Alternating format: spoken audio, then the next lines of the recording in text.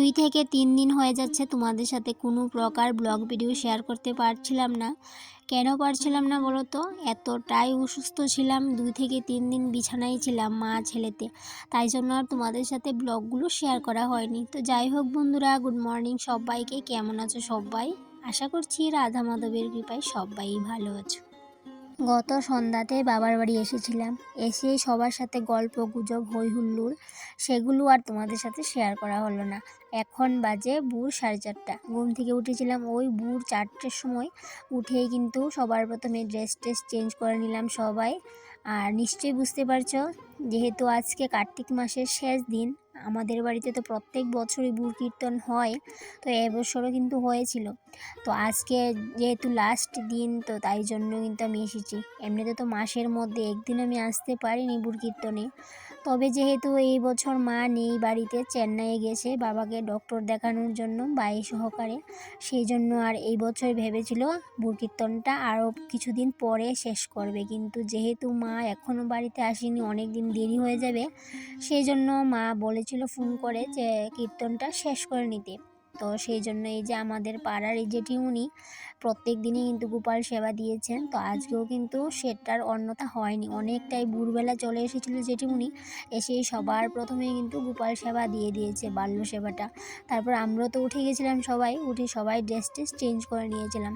এবার সবাই চলে এসেছে, আর এবার কিন্তু ভোর কীর্তন শুরু হয়ে যাবে।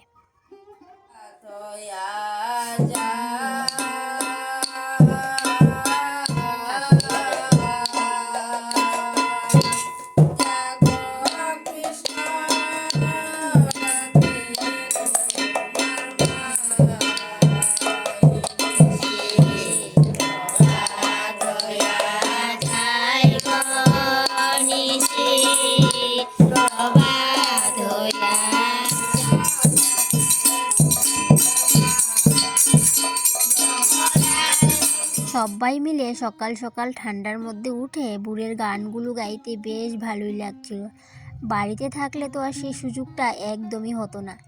এদিকে ঠান্ডার মধ্যে ছেলেও উঠে গেছে খুল বাজানোর নেশে। ও বাজনা বাজাতে এত ভালোবাসে, আর বাড়িতে থাকলে ঘুম থেকেই উঠতে চায় না। তো জানি হয়তো বা আজকে তোমাদের কাছে আমার ব্লগটা একদমই ভালো নাও লাগতে পারে, আবার লাগতেও পারে, কিন্তু কি করব বলো, স্মৃতির পাতায় রেখে দেওয়ার জন্যই কিন্তু আজকের ব্লগটা শেয়ার করা। বেশি গান হবে না করেও বেশ অনেকগুলো গান গাওয়া হয়ে গেছিল।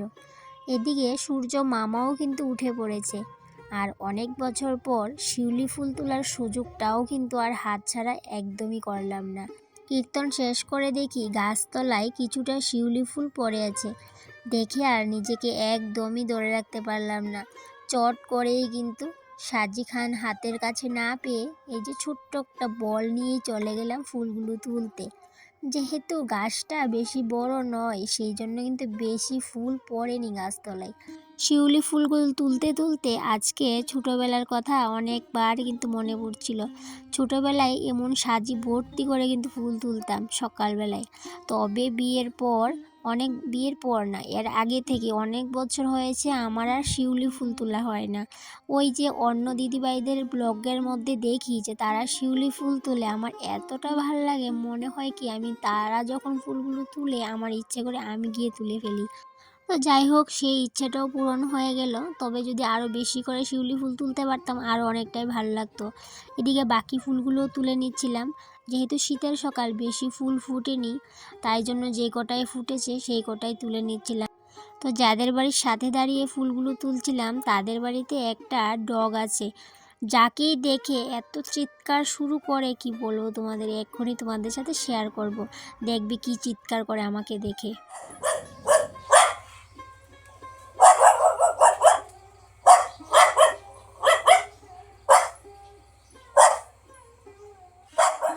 ওর নাম হচ্ছে চিনি। সকালবেলা তো ঘুমিয়েছিল, যখন আমাকে দেখলো তখন কিন্তু কোনো শব্দ করেনি, কিন্তু আমি না ওকে রাগিয়ে দিয়েছিলাম। আমি চিনি চিনি করে বলছিলাম, তো এখন তুই চিৎকার করছিস না আমাকে দেখে, এইভাবে করে অনেকটাই রাগিয়ে দিয়েছিলাম। আর এই জন্য কিন্তু আমাকে দেখে অনেক কিন্তু চিৎকার করছিল লাস্ট পর্যন্ত। তো যাই হোক, এদিকে পরে চলে আসলাম রাস্তাতে। আমাদের পুরনো বাড়ির সাথে যে গাছগুলো আছে সেগুলো থেকে ছোটো ছোটো সাদা ফুলগুলো তুলে নিচ্ছিলাম। এদিকে সবাই কীর্তন শেষ করে চা খেয়ে বাড়িও চলে যাচ্ছিল। আর এইদিকে দেখো আমি ফুলগুলো তুলে সোজা চলে আসলাম ধান ক্ষেতের কাছে। শীতের সকালে ধানের গাছগুলোও যেমন সবার সাথে কথা বলতে চায়, এতটা ভাল লাগে দেখতে। সারা গায়ে কুয়াশার জল মেখে স্নিগ্ধতার সাথে হেলতে থাকে, দুলতে থাকে বাতাসে। আর সেটা একমাত্র গ্রামের পরিবেশেই দেখা সম্ভব। আর অনেক দিন বাদে দেখে বেশ ভালোই লাগছিল। চারিদিকে শুধু সবুজ আর সবুজ, আর শুধু কুয়াশা মাখানো ঘাস। সব কিছুর মাঝেও যেমন বাড়িটা খালি খালি লাগছে, যেহেতু মা বাবা ভাই কেউই বাড়িতে নেই, তাই জন্য কিন্তু অনেকটাই কিন্তু ফাঁকা ফাঁকা লাগছে। মা থাকলে হয়তো বা আজকে এই কাজগুলো মা করতো, কিন্তু আজকে যেহেতু মা নেই, বাড়ির সমস্ত পূজার কাজটা আমিই করেছি। তবে সমস্ত কাজ না, টুকিটাকি ঠাকুর ঘরে যে কাজটা আছে সেগুলো আমি করেছি, আর বাকি কাজগুলো সবাই মিলেমিশেই করেছে। মেয়ে হয়ে বাবার বাড়িতে আজকে বউয়ের কাজ করলাম, নিজেকে বড্ড ভাগ্যবান মনে হচ্ছে। তো যাই হোক, যেই কাজগুলো আমি করেছি আজকে এই কাজগুলো বৌদি করতো, কিন্তু বৌদি যেহেতু রান্নার কাজে এতটাই ব্যস্ত হয়ে পড়েছে সেই জন্য আর এদিকে আসতে পারিনি, সেই জন্য আমি করে নিয়েছিলাম এই কাজগুলো। তবে নিজেকে অনেকটাই ভাগ্যবান মনে হয়েছে, যেহেতু আমি গোপালকে ভোগ লাগাতে পেরেছি। তো সেটাও কিন্তু ভগবানের একটা লীলাই বলতে পারো। আর এইদিকে দেখো সবাই যার যার কাজ নিয়ে ব্যস্ত। এদিকে পিসি বসেছে শাক নিয়ে, ওইদিকে জেঠিমুনি মামি এদিকে ঠাকুরের রান্নাটা করে নিচ্ছে, আর এইদিকে রান্নাটা করছে বৌদি। তবে অবশ্য বৌদিকে তোমাদের সাথে শেয়ার করা হয়নি বৌদির রান্নাবান্না, কারণ যেহেতু আমিও একটু ব্যস্ত ছিলাম, ক্যামেরাটার হাতে নিতে একদমই সময় পাইনি।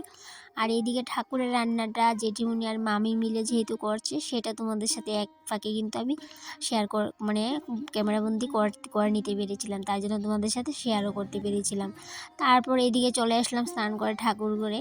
ঠাকুর ঘরটা ক্লিন করে এদিকে গোপালকেও স্নান করিয়ে নেব, কারণ ঠাকুরের রান্নাবান্না পুরো শেষ, কমপ্লিট হয়ে গেছে। এদিকে অন্যান্য রান্নাগুলো কিন্তু শেষ। আর এদিকে আমি তাড়াহুড়ো করে এখন গোপালকে স্নান করিয়ে সমস্ত কিছু কিন্তু রেডি করে নেব। আর রেডি করে গেলেই কিন্তু 12টার সাথে সাথে বুক লাগানো হবে। তবে আমি বৌদিকে বলেছিলাম বুক লাগানোর সময় বুকের যে বুকগুলো সেগুলো বৌদি যেন নিয়ে আসে শাড়ি পরে। তো বৌদি এতটাই ব্যস্ত ছিল সেই জন্য আমাকেই কিন্তু নিয়ে আসতে হয়েছিল।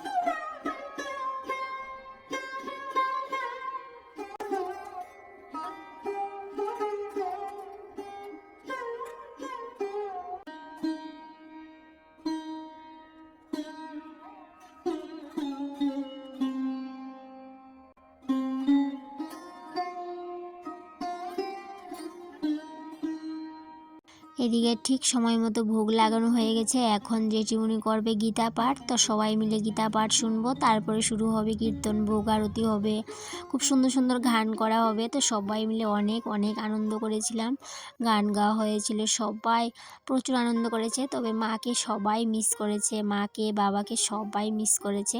তো যাই হোক, গ্রামের সবাই মিলে কিন্তু আজকে অনেকটাই হেল্প করাতে সব কাজটা সহজই হয়ে গেছিলো। সুর বা দেব। এখন প্রশ্ন হচ্ছে, কেউ যদি শ্রদ্ধা সহকারে কোনো নীতির অনুশীলন করে যার উল্লেখ শাস্ত্রে নেই, তার কি অবস্থা? অর্জুনের মনের এই সংশয় শ্রীকৃষ্ণকে দূর করতে হবে। যারা একটি মানুষকে কৃষ্ণকে এই সমস্ত প্রশ্ন জিজ্ঞাসা করেছেন, ওই আগের দিনের মানুষকে গোটাই নিয়ম হলো না, রাজসিক ও তামসিক। এখন সেই সম্বন্ধে শ্রবণ করো, শোনো।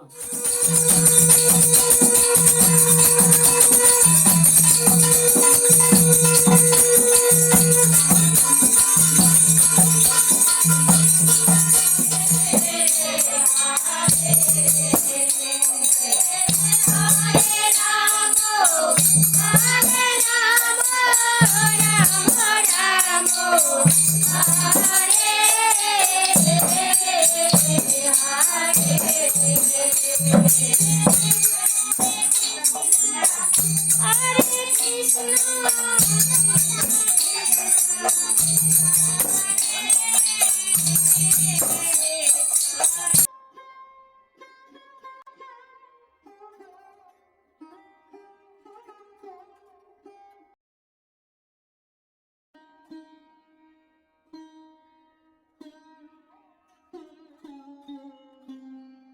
তাহলে বন্ধুরা আজকে এই পর্যন্তই রইলো, আবার দেখা হবে পরবর্তী কোনো একটা ব্লগে। টাটা।